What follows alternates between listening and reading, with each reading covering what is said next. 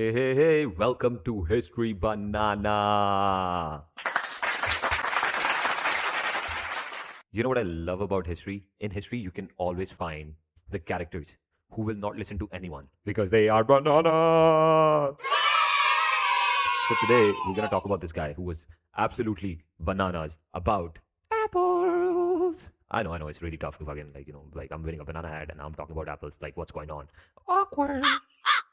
But this guy, whose name was Johnny Appleseed. Yeah, so Johnny Appleseed, thank God he changed his name to Johnny Appleseed because his real name was Johnny Chapman. Yeah, what a boring name. Thank God he changed his name. But I think he didn't change his name. I mean, people around him started calling him Johnny Appleseed because back in 1800s, like early 1800s, nobody knew. Sorry for my English. Nobody knew that Johnny Appleseed is like one of those very rare human beings who mastered the art of growing apples. Yeah, because thank you, the applauses.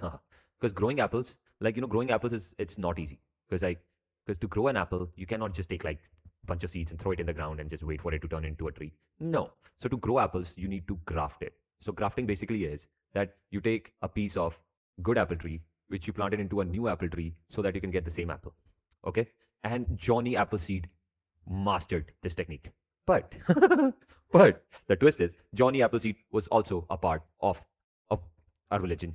I mean, you know what? At this point, I'm just gonna call it a cult. Okay, it was called like Swable Original something. Okay, you can Google it. Okay, which is not important. So he was very religious, and he thought that grafting is against Jesus. That's what he thought. And I'm not saying this. I'm just a messenger. He thought that if he's grafting and if he's not using the seed, he's going against the God.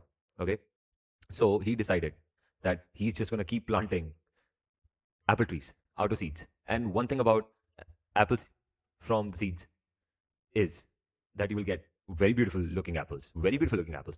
Oh my god, so beautiful. They're absolutely amazing. But the thing is, they taste like tennis ball dipped in vinegar. So those apples, which people just imagine that you are a settler. You are a settler. I mean, that's a fancy word of saying that you're a colonizer who came in and took a bunch of land from natives. But let's just be positive because the world needs some positivity. So we're just gonna call them settlers. So awkward. I always make things awkward. So yeah, just imagine you're the settler who's waiting for your apples for 20 years, and now the apples are there, and now you eat those apples, and they taste like shit. And there is only one guy to blame, and his name is Johnny Appleseed. But you know how universe works in a very mysterious way? Yeah, at this time, the universe was just like, dude, your apples are bad. These are really bad apples. But you know what makes every bad thing into alcohol? Fermentation. Yes. So this is what happened. So they were like buckets full of bad apples, unedible apples everywhere. Okay. So the best thing people thought was like, you know what, dude, let's just, because we already killed a lot of people. Okay. We have killed so many people and we are sober as fuck. So what should we do? Let's make some apple cider. So this is what they did. They took like a whole bunch of fucking apples, fermented it, turned it into alcohol. And then, yeah, then everybody just like stayed there. All the settlers were happy. And at the end of the day, everything worked out. Everything worked out for Johnny Appleseed. So yeah, thank you, Johnny Appleseed. For once, something good came out of religion. Apple cider. Bye until next time. Banana out.